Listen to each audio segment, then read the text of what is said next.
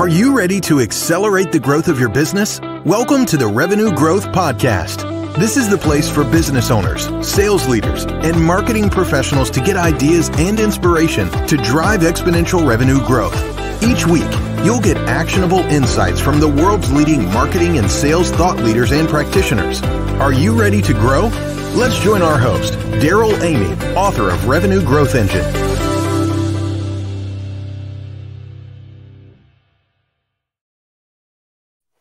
Welcome back to the Revenue Growth Podcast. I'm your host, Daryl Amy, trailblazer and growth architect. Oh my, we've got a great guest today.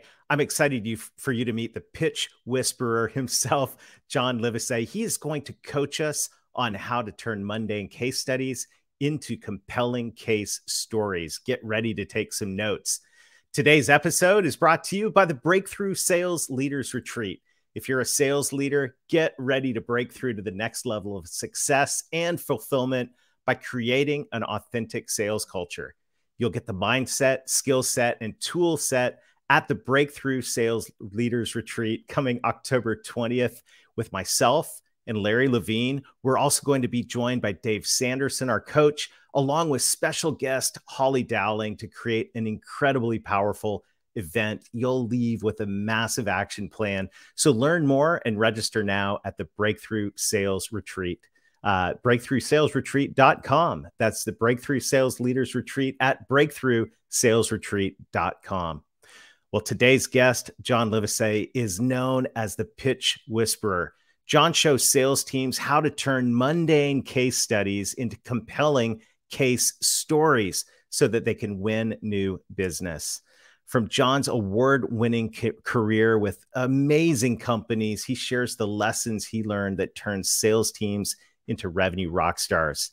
His book, The Sale is in the Tail, is a business fable set in Austin, Texas, about a sales rep whose old ways of selling just aren't working anymore.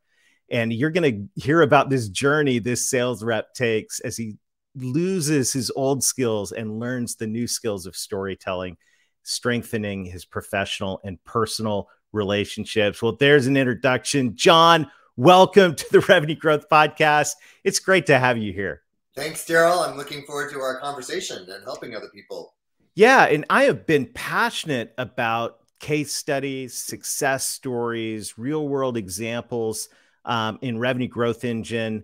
I just, I went on a rant and one part of the book from my years of actually being a partner in a marketing agency where we would go and we'd say, you need a whole new campaign messaging and all of that, and a website, new brochures, new everything, right, and case studies. And what would end up happening, and I'm curious if this has happened to you, is they say, and I would say, let's start with the case studies. They're like, no, we'll get around to that some other time. We need a new website. We need a new this. We need a new that. And they never get around to case studies. So I got to the point where I was like, look, we're not doing nothing until we do half a dozen case studies, because this is where we learn what actually our buyers value. And this is where we begin to discover the stories. So tell me about this journey, the fable of the sale is in the tail. Well, the first part of all of this is that unless you can describe to somebody in a very clear, concise, and compelling way who you help and what problem you solve, you're never going to have a good business model. Mm-hmm. And that's the foundation for it. And once that is clear and that you know who you're talking to, then the stories come out of that. Because the whole goal here, Daryl, is to get people to see themselves in the story you're telling about somebody else you've helped. Yeah. Because that's the magic. Because no longer do you need to push out facts. When you tell a story, you pull people in. And when they see themselves in the story, and that's what most people don't know how to do. They go, well, maybe I can tell the story okay, but I don't know how to make it so that people see themselves in it and then want to go on the journey. So there's a lot of mistakes people make not telling any stories, telling a story where they're the hero, or still not telling the right story to the right person at the right time. So all of that has to be completely in sync. And when that does happen, then the revenue rock stars come in, because you're no longer having to force anybody to buy anything. They want to go on the journey with you, because when you tug at heartstrings, then people open the purse strings. Ah, I love it. Absolutely love it. So let's just start here. Why do most case studies just absolutely stink? Like, what is it about case study that started with good intentions, but is actually flat and ineffective? Well, the word study sounds right. Let's start with that. Right. And like, would you like to study? No. Would you like No. to? No, I did enough of that in school. Thanks. I have to study for my finals. I have to study for whatever. It's just left brain, analytical. Let's analyze this. Right. And try to pull something that we can use out of this that's at all relevant or helpful. When you go to MBA school, they give you all kinds of case studies to study to try and learn something so you don't make the same mistakes. So if you're a salesperson that's telling a case story, instead of, let me show you our case studies and our testimonials, again, the unspoken question everybody has, Daryl, when they hear you pitch anything is, will this work for me? And otherwise, they might like you and trust you, but if they don't think it's going to work for them, it's just, well, nice. I'm glad that client had such great outcomes. I don't see how that's at all relevant to me. They're a completely different industry, completely different problems. I don't have their budgets, on and on and on.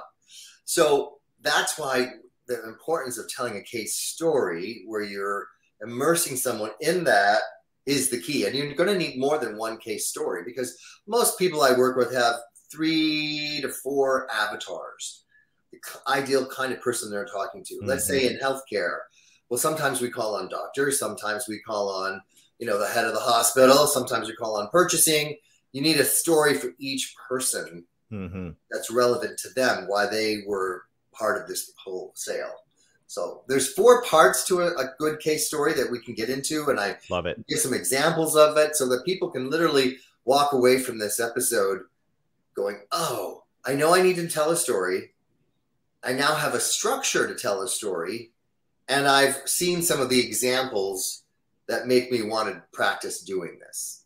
If we get all that covered. Wow, let's dive in. This sounds awesome. And I know all of our listeners right now are pulling out your notepads, your iPads, because we're going to go to school right now on creating compelling case stories. So yeah, where do we start? Let's start with giving an example of one and then breaking it down, going behind the scenes, love it. if you will. So a medical tech company came to me and they said, we know we need to tell stories and we don't know where to start. And I said, well, what are you saying now? Well, doc, this equipment makes your surgeries go 30% faster. It's so logical. Why don't you just say yes instantly? And then they realized, oh, even something this expensive and this technical requires a story to hook the emotions. So I asked some questions, and now instead of talking about 30% faster, they tell this little story. Imagine how happy Dr. Higgins was 6 months ago using our equipment at Long Beach Memorial when he could go out to the patient's family in the waiting room an hour earlier than expected. And if you've ever waited for someone you love to come out of surgery, you know every minute feels like an hour waiting. And he came out, put them out of their waiting misery and said, good news, the scope shows they don't have cancer, they're going to be fine. And then turned to the rep and said, that's why I became a doctor, for moments like this. Now that rep tells that little case story to another doctor at another hospital, and Daryl, the secret is other doctors see themselves in it so much that 9 times out of 10, they hear that story and say something like, well, that's why I became a doctor too. I want your equipment. Beautiful. Completely different. The client said to me after hearing that gives us chills. Not only are we not telling a story, it never occurred to us to make a patient's family a character in the story. And so when I was working with them and trying to pull up, what does 30% faster really mean? An hour earlier. Okay, who does that impact? Well, obviously the doctor can do another surgery maybe that day. Maybe the patient's under anesthesia less time, but that's just sort of the table stakes. What else? Who else is impacted by this getting done an hour earlier? And I said, the patient's family, because I just experienced that with my sister being in surgery. So they went, oh, yes, I guess they would. So if we look at the 4 parts of that little case story, it's really honed in. It's clear. The doctor's the hero. It's concise enough that somebody could repeat it and remember it. And it's compelling because I'm tugging at your heartstrings about if you've ever waited for someone you love. Even if you haven't, you can imagine how painful that is. So the exposition is the first part. The who, what, where, when. You must paint the picture to draw people into your story. We know the doctor's name. We know what hospital. We have a sense of how long ago this all happened. Now we're in the story. The problem is that there's this patient's family sweating bullets, waiting to see the news of how their loved one's going to turn out. And the solution is the doctor comes out an hour earlier. So he's the hero due to this equipment. And then the secret to any good story is the resolution. What happens after the doctor gives the good news? He turns to the rep and says, that's why I became a doctor. Or she turns to the rep and says. And that is what pulls other doctors into the story because it starts to tap into their why. Ah, it's beautiful. So Beautiful. An example of it, and that they're selling a lot more of those equipment now telling that story. Simple and powerful. And you know, what's cool is I'm sitting listening to this, first of all, drawn into it, and putting myself in the place of the family now. And I want to tell doctors I know about this story. And you know, what's cool about the story is I think if you ask me about this story tomorrow or a week from now, I could probably repeat it back to you. Like, how many, like, we know the data on the abysmal amount of stuff that people remember from anything, a presentation, a class or anything.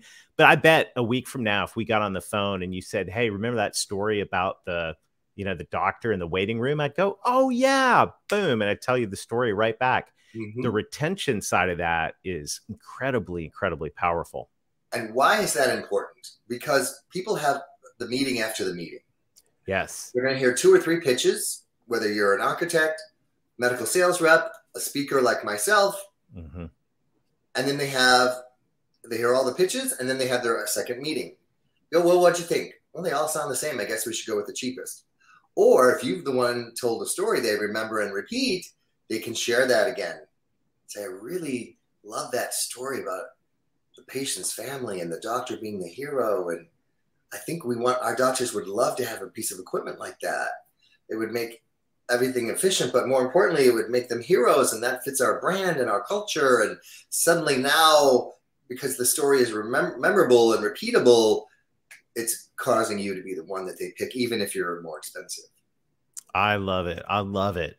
Well, so let's unpack this some more, because this is extremely powerful. And I know everybody listening in, whether you're a sales leader, a marketing leader, or an entrepreneur, what we're talking about here is extremely, extremely powerful and a very practical way to grow and get the attention you deserve for all the vision that you have. So yeah, where do you start? How do you start this this process, and what should we be thinking, John? I think the biggest thing is to start to say, all right, now I have a sense of the structure of the story. Let's start filling in those points and make sure that the exposition isn't too long or too short. The better you describe that problem, the more someone thinks you have their solution. In order for the story to be at all interesting, the stakes have to be high. Yep. Yeah.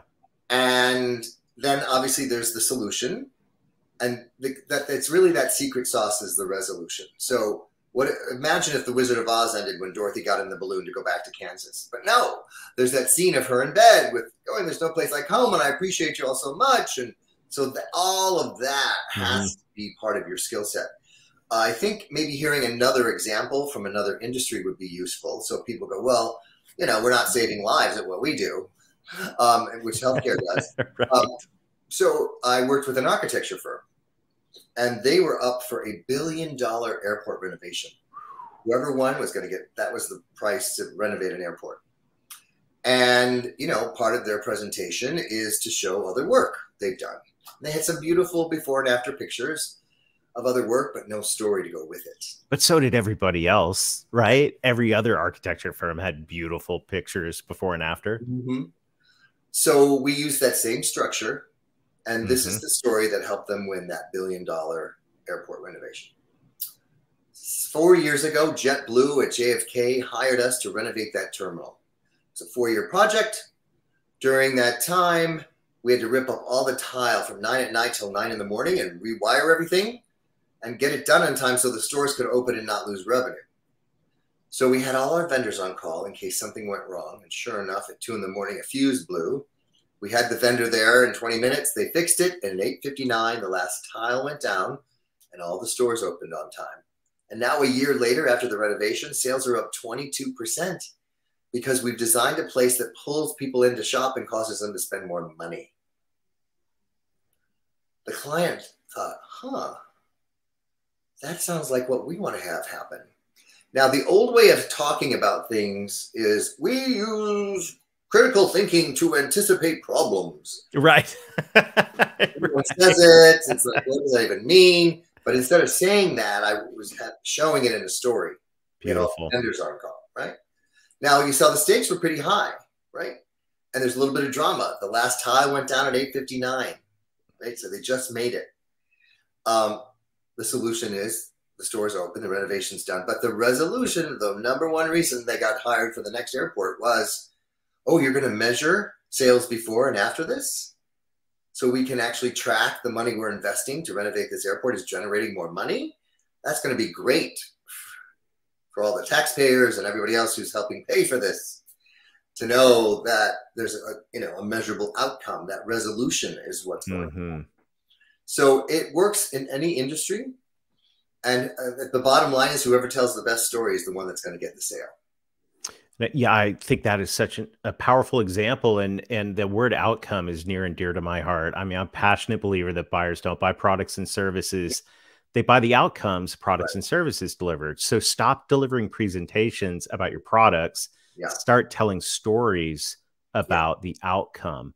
And I love it. The tile's falling into place. You're poof, right at 1 minute to go, right? And the stores are open.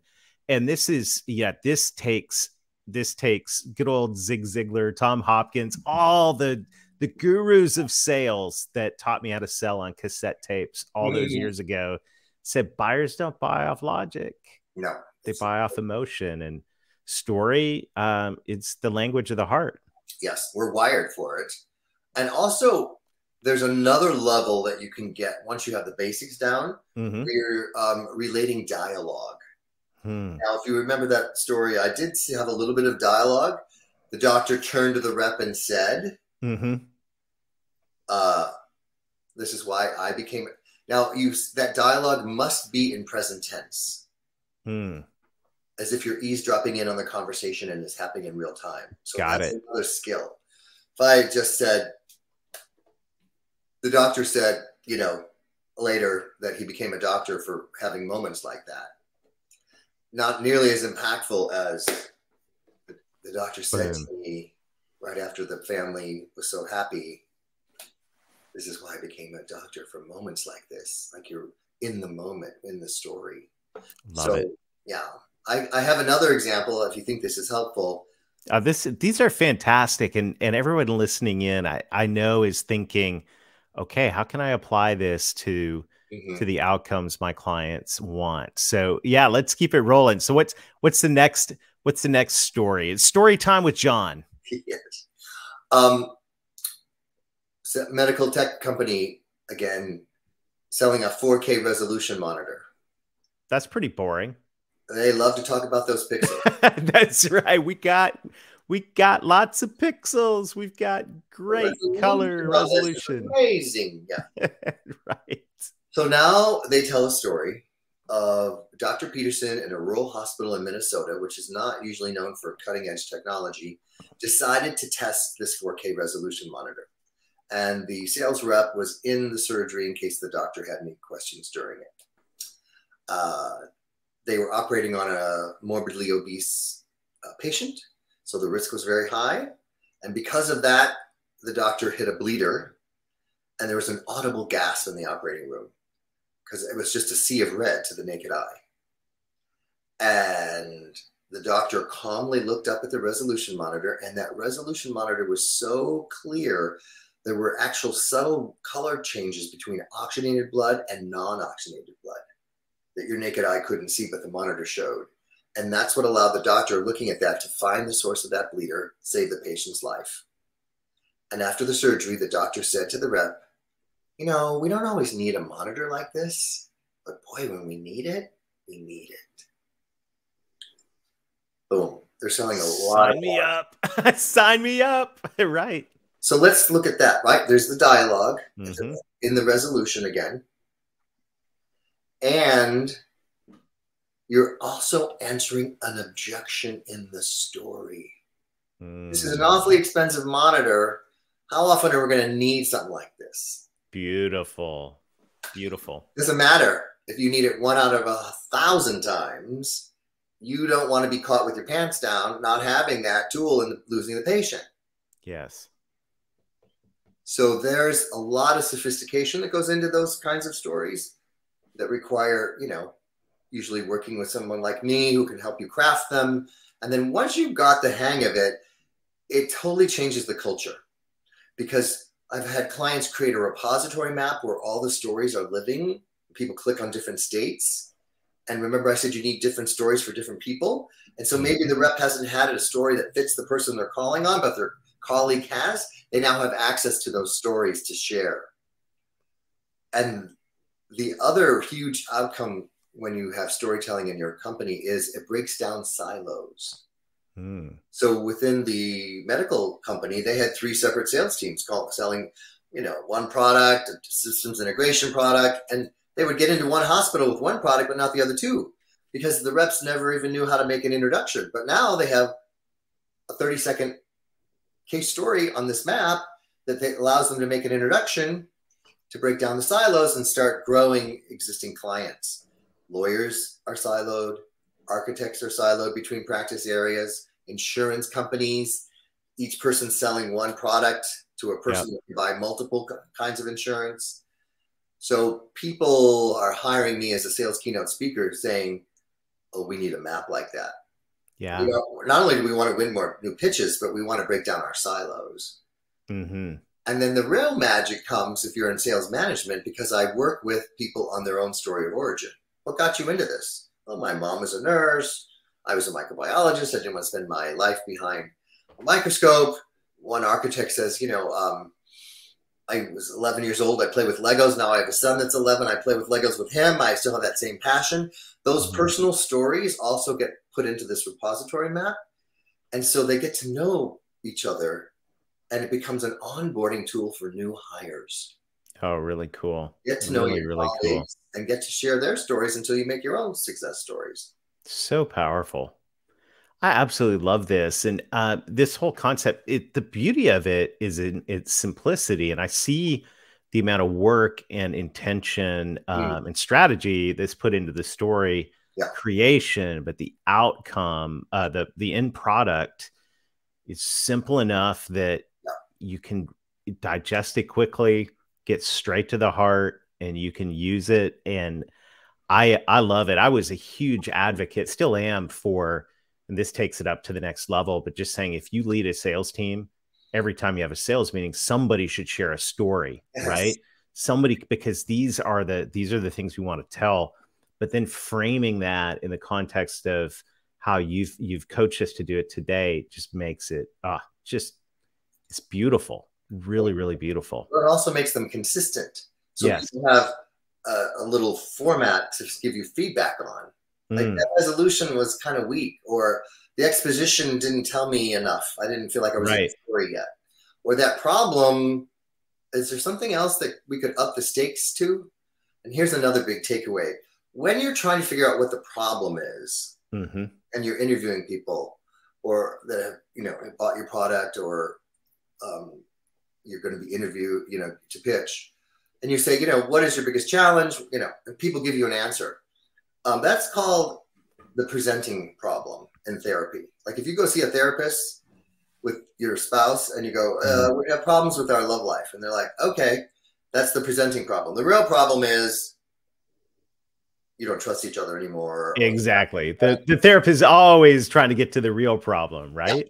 And so it's a smart sales professional. So Yeah. it's just simply asking these 2 words, Daryl. Anything else? Well, yes, we also struggle with this and that, and now we have a much better understanding of all the challenges, not just the first one that comes to their mind, which makes our story that much better. Beautiful. And there's a phrase I use because, you know, if you describe one problem, let's say, you know, the problem is this airport has to be renovated and it's a limited budget and we're competing with other people for supplies, which is a real life problem right now. Right? There's a shortage of labor and cement and everything else. And then I add this phrase in, as if that's not bad enough, we're also struggling with A, B, and C. Oh, that's nice. That's really nice. As if that's not bad enough. Then you've really described and they go, they really get us. Yeah. They must have our solution if they have that much of an understanding of the multiple challenges we have, not just the top one. Oh, and all of that builds trust. And this is so incredibly powerful. Well, John, how can folks get more of you in their life? This is just beautiful stuff. Thanks. Well, the book is called The Sale is in the Tale, and it gives you all the formats and structure. And it's a story about storytelling. Takes you on a little journey. And if you want to engage to talk to me about coaching your team or speaking at your meeting, just reach out to me at my website, johnlivesay.com. And if you can't remember any of that, just Google the Pitch Whisperer and my content shows up. There you go.